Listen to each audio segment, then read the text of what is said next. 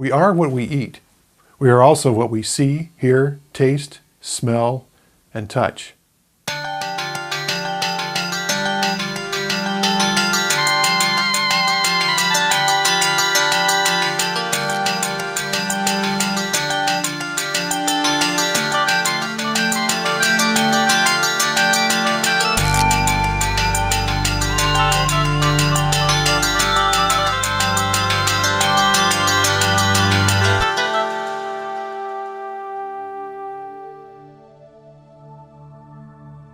Through our eyes, we sense shapes and colors and how they change over time.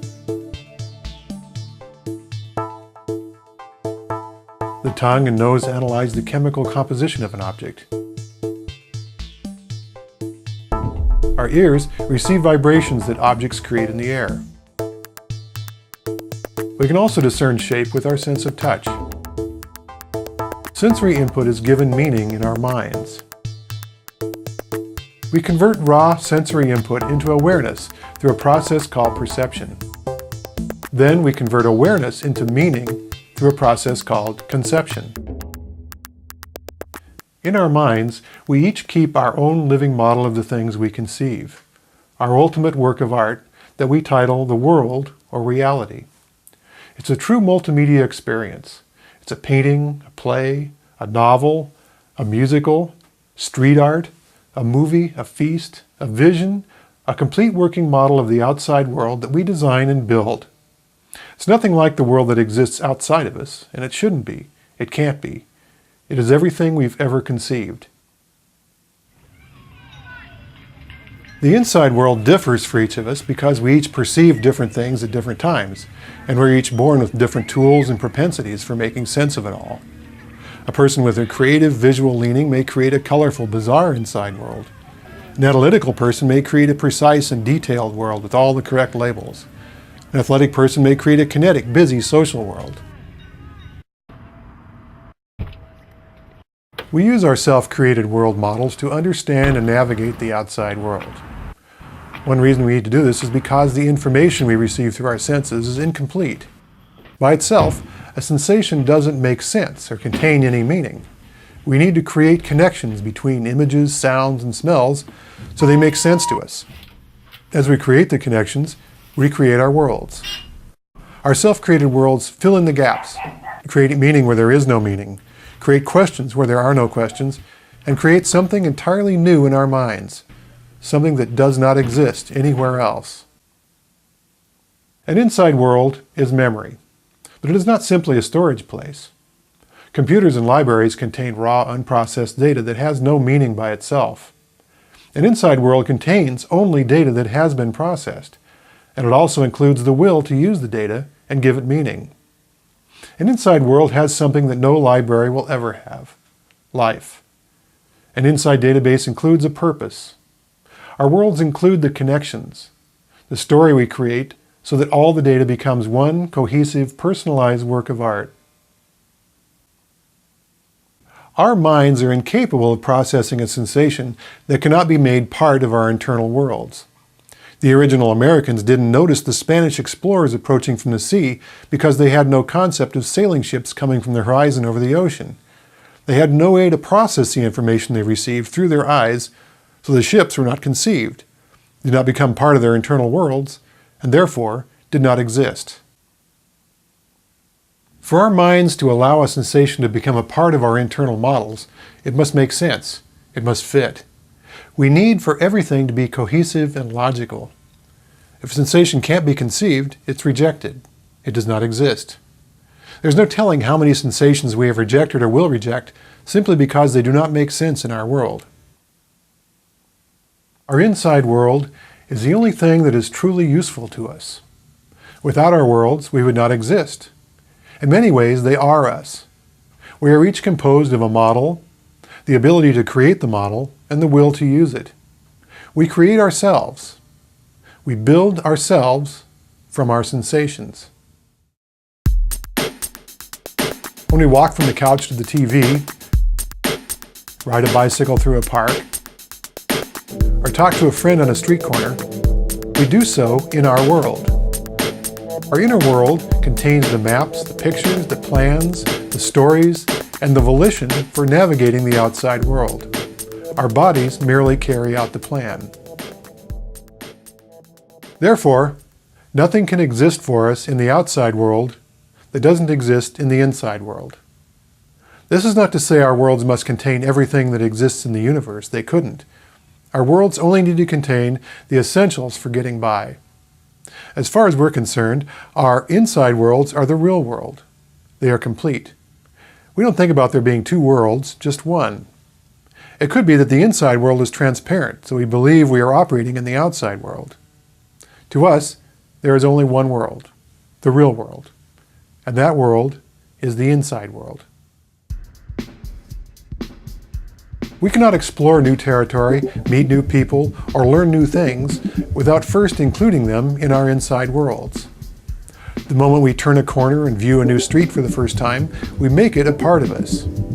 We append the sight, sound, smells, emotions, the story, the context to our worlds. In a sense, it's like adding a new puzzle piece to a massive, complex 3D model, except that we cut the edges of the piece off to fit our needs. So it's not really a puzzle at all. There's no game. We create the rules as we go. In essence, we each take what we experience in the outside world and turn it into something that will work for our world, our vision, our needs. We take ownership of the outside world by converting it to our world. Our world is our inside world. We are our worlds. The world starts in us and extends outward. At the center of the inside world is the source of life, often called the soul, the ultimate power center from which all volition radiates, the initial will or cause to which all actions can be traced, the thing that is us. Extending from this life center are the tools we use to make the universe become us. There is nothing about the universe that strives to make us become it, but there is an instinctual need in each of us to strive to engulf the universe, to possess it. It's a goal that we each have and give our lives for, but can't explain. It is all desire and striving without an objective, and it exists only inside us. In order to realize this goal, our life center creates extensions. The first extension is the mind, then the body. The body works for the mind. The legs provide transportation. The arms provide connection with the outside world. The heart and lungs carry nourishment to the brain, and the brain provides the tools for the mind to create and maintain the inside world. Outside the body, the brain creates the language extension to enable us to associate with and extend our inside world to include other people. We create bicycles and cars to extend the work of our legs, and houses to extend our skin, and time and clocks to extend our need to organize and control. And we do all of this in order to make the universe ours, us.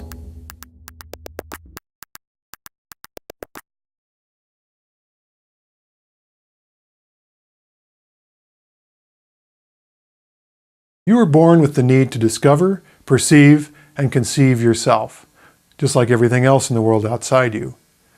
Your consciousness is outward-facing. It is the thing you are aware of as being you, yourself. You can think of consciousness as an extension that the mind creates to connect with the outside world. You are not conscious of the self until you create a concept for it. Then you become self-aware. Everything you know about the world comes to you through your senses, and everything you know about yourself comes to you in the same way.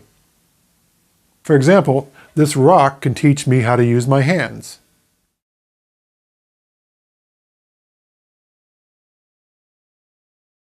You learn about yourself by seeing your reflection in the outside world. A mirror shows you what you look like. Another person shows you what you are. We are social beings. People thrive in society. Without a society, we would be incomplete. We are not paramecium that merely eat and replicate. We are wired to communicate, create complex structures, and work together. We rely on others. We need each other. This reflection thing is tricky, but it explains a lot. It's tricky because the reflection you get back is not exactly you. In fact, it's not even close. It is you, as conceived by person B, who understands himself from seeing his reflection in person C, and so on. What you end up conceiving as you is a mixture of highly subjective ideas from a whole lot of people and things. A baby learns what he is from his parents, siblings, relatives, the cat, people passing by. Society builds a frame and supplies each person with the picture of himself. If you live in a kind, loving, nurturing environment, you see yourself as accepted and complete, and approach life with passion. If you live in a cold, distant, and unloving environment, you see yourself as unaccepted, worthless, and bad, and approach life defensively. Your concept is your inside model of yourself, a model of your personality and emotions, intelligence, creativity, and strength. You look to your self-concept to tell you what you should do, how you should do it, who you should know. My self-concept can tell me I am a happy, confident, strong man, or I am a small, self-deprecating victim. You radiate your self-concept and modify it based on the reflection you get back from others, for better or worse. I don't get what the problem is. If you did your homework and stopped goofing off all the time, you'd get better grades. Only a really stupid person would have trouble with that. We become our reflections. We have many misconceptions of ourselves because of a lifetime of conflicting reflections. In many ways, we are what other people make us out to be. We are born with the tools and the need to create a self from the reflections we perceive in the outside world. It may seem wrong, but it is the only way that a society can hold together. If everyone was oblivious to the opinions of others and we never learned from our reflections, society couldn't function. We couldn't communicate in groups. We'd be separate animals. The main problem with autistic children is that they lack the ability or will to interpret their reflections, so it is difficult for them to connect with others. But how does one reconcile their goal of becoming the universe with an image that they are unacceptable and bad? We do that by putting a spin on the input, inventing stories, putting up defenses, and creating small lies. You think, everyone tells me I'm stupid, so I must be stupid. Therefore, stupid must be a good thing, and intelligence is bad. Therefore, anyone who is intelligent is my enemy. As important as the outside world is, you never apply the information you receive directly to your self-concept. During the process of conceiving, you turn objective information into a subjective story. And it is during this process that ambiguities can occur. When a story holds together, you make it part of your world. When you cannot reconcile the ambiguities, the small lies grow. The stories collide. Your inside world becomes incoherent. You get more desperate. You lose control. And at some point, you become what people in the outside world see as mentally ill, neurotic. The mind's goal is more powerful than any reflection.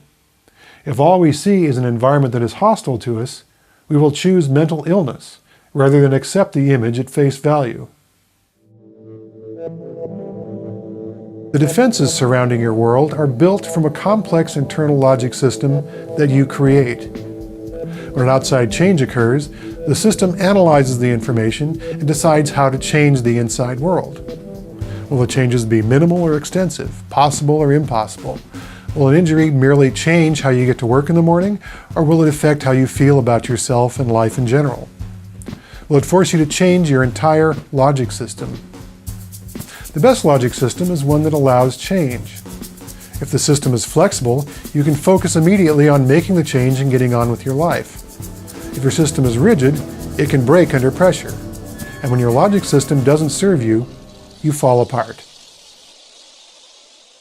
We go through many changes in our lives, but in any age, a very disruptive or traumatic change can throw our inside world into turmoil. It is as if our self-concept, our faith, and everything we know to be true is in question. Something happens, a death, a divorce, the loss of a job, even winning the lottery, and suddenly the image is not so solid. The event reflects a new, possibly disturbing, possibly better than expected picture back to us. When this happens, we need reassurance. Have we changed? No. But the outside world has changed somehow, and the reflection we get back is now different from what we expect. Our inside world is somehow out of sync with the outside world. It can no longer be trusted. Could the very center of our life, the world in which we place all our faith and confidence, be one big lie? Like looking in a cracked mirror, we see ourselves as distorted.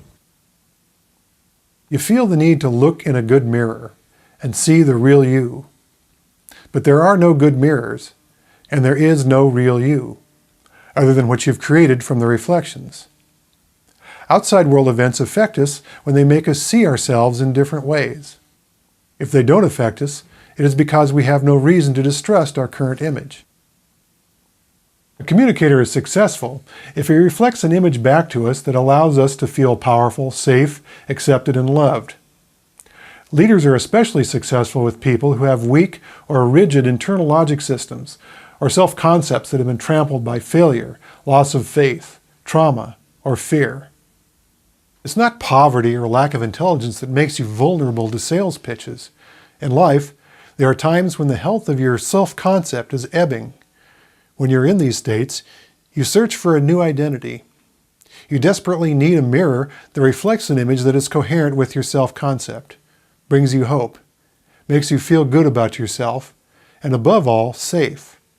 Because we'll believe anything that makes us feel safe. Once the image has been imprinted by the leader, you can easily be manipulated. The outside world is filled with people looking for their reflections, hoping to find an image of themselves that they can live with. Too often, people don't understand the profound effects they have on one another, their need for validation. And too often, the wrong people do understand the reflection process and use it to manipulate and control. But you do have control over your self-concept. You can go through thousands of encounters and realize that you're a good person, you're competent, smart enough, and basically optimistic. Reflecting works both ways. Just as we learn about ourselves from others, we teach others about themselves. Conflict can occur when you reflect back a different person than someone expects. If you don't understand the person's self-concept, you may tell them something different about themselves. The same is true if another person doesn't understand your self-concept. They feed back a different person. If we're aware of the reflecting process, we know why problems between people occur. A positive reflection can be a complex love poem, it can be a fishing story, or it can be a simple smile. By our actions, we change our lives. We also change the lives of others. As we get older, our sense of who we are becomes more ingrained. It takes more to change our minds. We have a backlog of thousands of human encounters and experiences, each adding a new brushstroke to our self-concept and inside world. But even though the 1001st encounter is less likely to affect the picture than the third, we never stop learning about ourselves. As you mature, you can learn to modify your self-concept. But to do that, someone has to show you that you can, give you a reason. Everything you know about yourself and the world comes from outside you, even your logic system, even the rules that you call your own, you create from your experience. For you to modify your self-concept, someone else has to reflect back an image that gives you the power to change, that gives you the permission and will to do so. The permission can come from a therapist or a friend, a self-help book, or a religious cult leader. But it's important to note that the permission comes with caveats. You can only change as much as the permission allows. You need to be aware at all times that in some way you re-engineer your self-concept, your life, every time you encounter another person. And you must also realize that you have complete control over what you do with that information. You can take the reflection at face value as the truth about yourself, or you can question what you see, compare, shop around for a third or fourth opinion. You decide. You decide because you have permission. Life is growth and change. We don't get to a point and stop. We don't become adults and suddenly know everything there is to know about ourselves. We are continuously reinventing, re-engineering, modifying, improving, or destroying ourselves. We do it to ourselves. Reflections teach us about ourselves, but it is also our conscious mind, our internal logic system that ultimately decides whether the lesson is valuable or a lie, whether the reflection is useful or not. The reflection process is part of being human in a human society. The people who thrive and succeed are the ones who have a solid, healthy, coherent concept of themselves, an image that is built from reflections and from making positive decisions.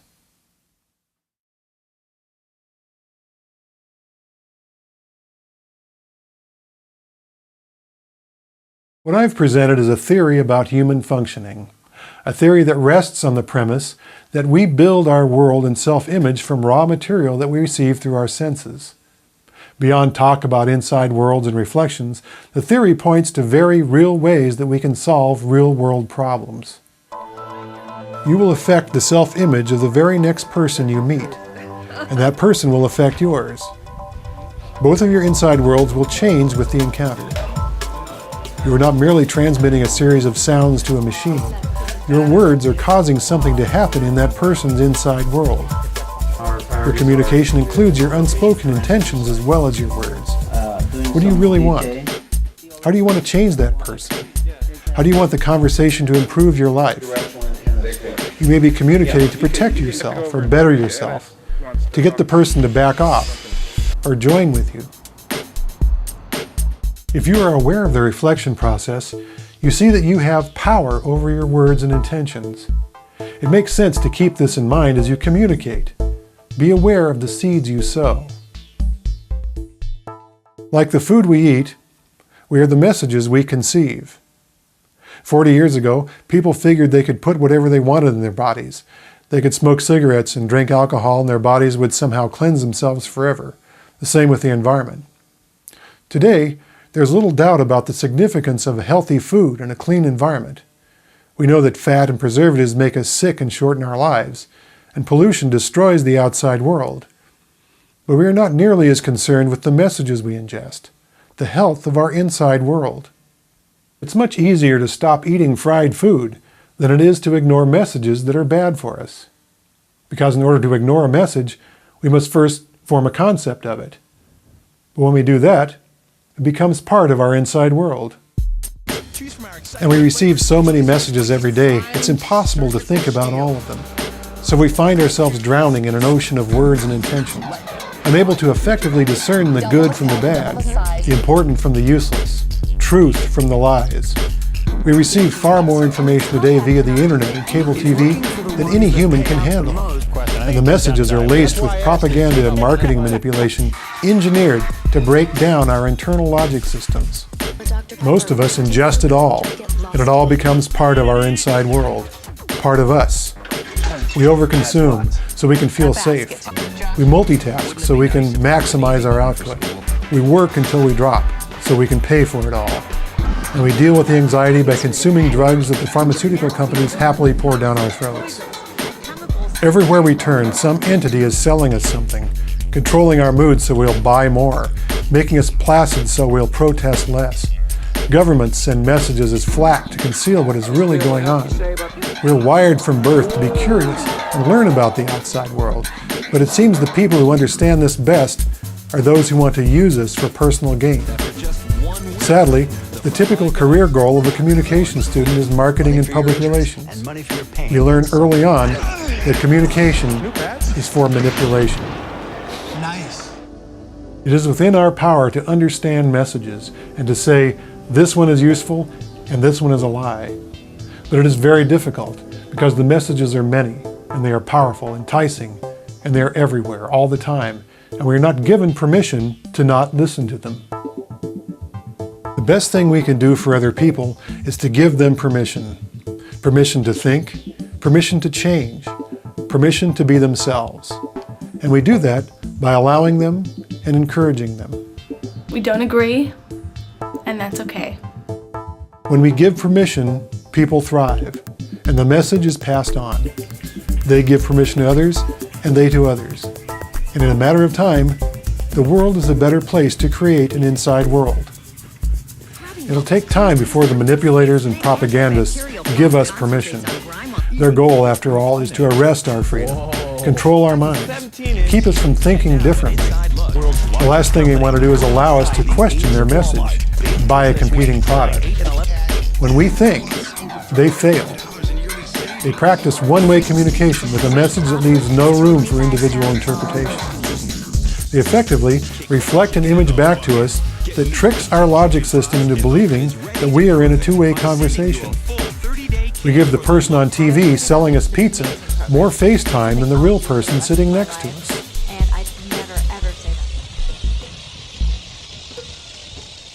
Giving another person permission to think does not mean we have to agree with their message or condone what they are doing. It does not mean we shouldn't argue or fight for our beliefs and make bold, impassioned statements. It means that we have enough confidence in our inside worlds that we have the courage to allow others to have the same confidence in their worlds and the freedom to question ours. Giving permission is respect for others and ourselves.